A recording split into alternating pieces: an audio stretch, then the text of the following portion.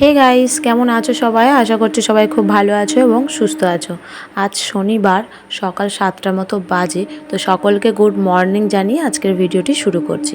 আজকের ভিডিওটি একটু অন্য রকমের ভিডিও, তো সবাই প্লিজ স্কিপ না করে শেষ পর্যন্ত দেখার অনুরোধ থাকলো। আজ একটি রান্নার ভিডিও তোমাদের সাথে শেয়ার করব। আমাদের বাড়িতে যেন সকালবেলা ঘুম থেকে উঠলেই অন্য কাজ সব পড়ে থাক, আগে পেট পুজোর আয়োজন করতে হয়। যদি তুমি সকাল 6টাতেও ঘুম থেকে ওঠো তাও, আবার সকাল 7টাতে ঘুম থেকে উঠলেও তাও, মানে আগে ঘুম থেকে উঠেই রান্নাঘরের মধ্যে ঢুকতে হবে। আগে এক গামলা চা হবে আর রান্নার আয়োজন হবে। তো আজকে যথারীতি শনিবার, আগেই বললাম, তো শনিবার মানেই তো আমাদের বাড়িতে নিরামিষ, তো কী রান্না বান্না হবে সেই নিয়েই সব সময় চিন্তা থাকে। তো আজকে অন্য রকমের একটি রান্না করব। সেই রান্নাটি করতে গেলে বেশ কয়েক রকমের সবজির প্রয়োজন, কিন্তু এখন বাজারের যা অবস্থা, আর এমনিতেও আমাদের এখানে না বাজার বসছে না কয়েকদিন ধরে, জানো তো, সেই কারণে সবজিও পাচ্ছি না।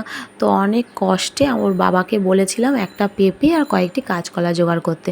তো যাই হোক, জোগাড় করে এনেছে। তো চলো, আমি এখন সবজি কাটতে বসে গেছি। তো কি রান্না করছি আর কি কি সবজির প্রয়োজন, কি কি সবজি কেটেছি, তো সবটা তোমাদের সাথে এখন শেয়ার করব। দেখো, এখন চলে এসেছি রান্নাঘরে। তো একদিকে ভাত ও একদিকে কড়াই চাপিয়ে দিয়েছি। তো এদিকে দেখো, লাল আলু কেটেছি, উচ্ছে কেটেছি, বেগুন কেটেছি, তার সঙ্গে কাঁচকলা, সজনের ডাঁটা, আলু আর পেঁপে, তো এইগুলোই কেটেছি। তো এই সবজিগুলোরই প্রয়োজন আমি যে রান্নাটি করব। তো চলো, কি রান্না করব সেটা তোমাদের সাথে আগে শেয়ার করি। দেখো, প্রথমে কড়াইটি গরম করে নিয়ে তাতে খানিকটি তেল ঢেলে দিলাম। এবার কয়েকটি বড়ি দিয়ে ভালো করে বড়িগুলি লাল লাল করে ভেজে নেব। এই রান্নাটা করার জন্য কয়েকটি বড়ি অবশ্যই প্রয়োজন। দেখো, বড়িগুলো লাল লাল করে ভাজা হয়ে গেছে, আমি তুলে নিলাম। এরপর ওই কড়াইতেই আমি উচ্ছেগুলো ভেজে তুলে নেব। এর ফাঁকে আরও একটি কথা তোমাদের সাথে শেয়ার করি। এই রান্নাটি আমাদের বাড়িতে যদি কেউ খেতে চায় না, এই রান্নাটা আমাকেই করতে হয়। তোমরা সবাই জানো যে আমাদের বাড়িতে আমি কাটাকুটি করে দিই আর আমার শাশুড়ি মা রান্না করেন, কিন্তু এই পত্রে রান্না করতে গেলেই আমাকে করতে হবে। আমার হাতের এই রান্নাটি খেতে কিন্তু সবাই খুব ভালোবাসে। যাকগে ওসব কথা, এদিকে দেখো, তোমাদের সাথে গল্প করতে করতে উচ্ছেগুলো ছেড়ে দিয়েছি আর সঙ্গে একটু নুন হলুদ দিয়ে দিয়েছি। তো উচ্ছেগুলো ভাজা হয়ে গেল, কড়া কড়া করে আমি ভাজাগুলি তুলে নিলাম। নিয়ে ওই একই তেলে আমি দিয়ে দেবো বেগুনগুলো। তো বেগুন ভাজা হয়ে গেলেই ভাজার পর্ব শেষ। তো আমি প্রথম থেকে কী কী ভাজলাম সেটা তোমাদের সাথে একবার শেয়ার করে দিই। ভাজলাম বড়ি, তারপরে উচ্ছে, তারপরে বেগুন। তো বেগুনগুলোকে ওই একই রকমভাবে একটু নুন হলুদ দিয়ে ভেজে নিলাম। দেখো, এইবার হলো রান্নাটির আসল মজা। তো দেখো, কড়াইতে একটুখানি তেল দিয়েছি, তারপর একটু শুকনো লঙ্কা আর একটু ফোড়ন দিলাম। তো ফোড়ন দেওয়ার পর যে অবশিষ্ট সবজিগুলো রয়েছে, লাল আলু, আলু, পেঁপে, ডাঁটা, তো এগুলো সমস্ত সবজিগুলো ছেড়ে দেব। তো আগেই আমি দিলাম লাল আলু, আলু আর পেঁপে। তো এইগুলো একটু মজে আসার পর দেব কাঁচকলা আর ডাঁটাগুলো। তো অপর দিকে দেখো, একটা কড়াই বসিয়েছি এবং তার মধ্যে একটু শুকনো লঙ্কা আর একটু ফোড়ন ভালো করে ভাজতে বসিয়েছি। তো দেখো, এখানে ভাজা হয়েও গেছে। অন্যদিকে আমার সবজিগুলো মজে গেছে, আমি কাঁচকলা আর ডাঁটাটাও দিয়ে দিলাম।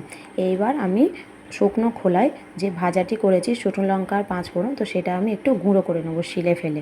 তো চলো, গুঁড়ো করা যাক। তো এই গুঁড়ো মশলাটি কখন ইউজ করব সেটা তো তোমাদের সাথে অবশ্যই শেয়ার করব।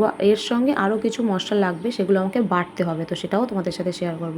তো চলো, ওইদিকে আমার বাটাও হয়ে গেছে, ওইদিকে তরকারিটা মজছে। এদিকে আমার কড়াটা ফাঁকা যাচ্ছিলো বলে আমি কি করলাম, একটু আমের চাটনি বসিয়ে দিলাম। দেখো, আমগুলো অনেক দিন আগে এনেছিলাম, একটু পেকে গেছে, জানো তো, এটা কাঁচা আম ছিল। তো যাই হোক, আমি নুন দিয়ে এটা সেদ্ধ হতে বসিয়ে দিলাম। তারপর এখানে তো অনেক চিনি খায় আমাদের বাড়িতে, প্রচুর প্রচুর। তো এক গাদা চিনি দিয়ে দেবো, দিলেই হয়ে যাবে আমার আমের চাটনি, আর কোনো ঝামেলা নেই। তো চলো, ওইদিকে রান্নাটা দেখা যাক কী হচ্ছে। দেখো, আমার সবজিগুলো হয়েও এসছে। আর এইবার কিন্তু আমি হলুদ ইউজ করিনি, শুধুমাত্র নুন। সেটাকে তোমরা লক্ষ্য করেছো? এই রান্নাটি একটু সাদা সাদা হবে, হলুদের এখানে কোনো প্রয়োজন নেই। সবজিটা মজে গেলেই আমি এর মধ্যে দিয়ে দেবো একটু আদা বাটা আর একটু রাঁধুনি বাটা। তো আদা বাটা আর রাঁধুনি বাটা দিয়ে ভালো করে কষিয়ে নেবো। এরপর আমি এর মধ্যে একটু জল আর একটু দুধ অ্যাড করব। যদিও এই রান্নাটি আমি দুধ দিয়ে করব। তো তোমরা নিশ্চয়ই এবার বুঝতে পারছো যে রান্নাটি কী হতে চলেছে। তো যারা বুঝতে পারছো তারা অবশ্যই কমেন্ট করে জানিও যে এই রান্নাটি কেমন হচ্ছে আর কী রান্না হতে চলেছে। তো চলো, আমি এখানে আদা আর রাঁধুনি বাটাটা দিয়ে দিয়েছি। এবার পরিমাণ মতন জল দেবো, সঙ্গে দুধ। এবার তরকারিটি নিজের মতন ফুটতে থাক, আর সেই ফাঁকে আমি একটু সাদা সর্ষে আর একটু পোস্ত বেটে নিলাম। দেখো এখন আমার তরকারিটি খুব ভালোভাবে ফুটে গেছে, আর দুধ আর জল পরিমাণ মতন দিয়ে ফুটিয়ে নেওয়ার পরেই কিন্তু আমি এই সর্ষে আর পোস্ত বাটাটা দেবো। আর সর্ষেটা অবশ্যই সাদা সর্ষে হওয়া উচিত, কালো সর্ষে হলে কিন্তু হবে না। তো দেখো এদিকে আমার সেই ভাজা সবজিগুলো ছিল, তোমার বড়ি, তারপরে বেগুন, উচ্ছে, তো এখন সেগুলো দিয়ে দিলাম। দিয়ে একটু ফুটে গেলেই আমি দিয়ে দিলাম ওই বাটাটা। তো বাটাটা দেওয়ার পরেই আমার রান্না পুরো শেষ। তো রেডি হয়ে গেল আমার দুধ দিয়ে শুক্তো। তো এরকম দুধ দিয়ে শুক্তো তোমরা কারা কারা খাও অবশ্যই কমেন্ট করে জানিও। আর শুধু যে এই রান্নাটি দেখালাম মানে এই রান্নাটি হয়েছে তা নয়, এর সঙ্গে আগেই দেখালাম তোমাদের আমের চাটনি হয়েছে। আর যেহেতু আমি শিল নিয়ে বসেই ছিলাম, তো সেহেতু আমি এর সঙ্গে করেছিলাম হচ্ছে পটল পোস্ত আর সয়াবিন আলুর কষা। তো এই ছিল আজকের আমাদের রান্না। তো ওই রান্নাগুলো আর তোমাদের সাথে শেয়ার করলাম না। তো এই রান্নাটি যেহেতু স্পেশালিস্ট আমি বানিয়েছি, তো সেই কারণে এটা তোমাদের সাথে শেয়ার করলাম। আর সব শেষে সেই আগে করে রাখা গুঁড়ো মশলাটা, যেটা আমি 5 ফোড়ন আর শুকনো লঙ্কা ভেজে গুঁড়ো করেছিলাম, সেটা ওপর থেকে ছড়িয়ে দেবো। এটা ছড়িয়ে দেওয়ার পর যা স্মেল বেরায় না, ভাবতে পারবে না। আর যারা ঘি খাও তারা শেষ পাতে একটু ঘি ছড়িয়ে নেবে, ব্যাস হয়ে গেল রান্না। এরকম দুধ দিয়ে শুক্তো কে কে খেতে খুব পছন্দ করো অবশ্যই আমাকে কমেন্টের মাধ্যমে জানিও। তো চলো আজকের ভিডিওটি এই পর্যন্তই, দেখা হচ্ছে নেক্সট ভিডিওতে। ততক্ষণের জন্য টাটা।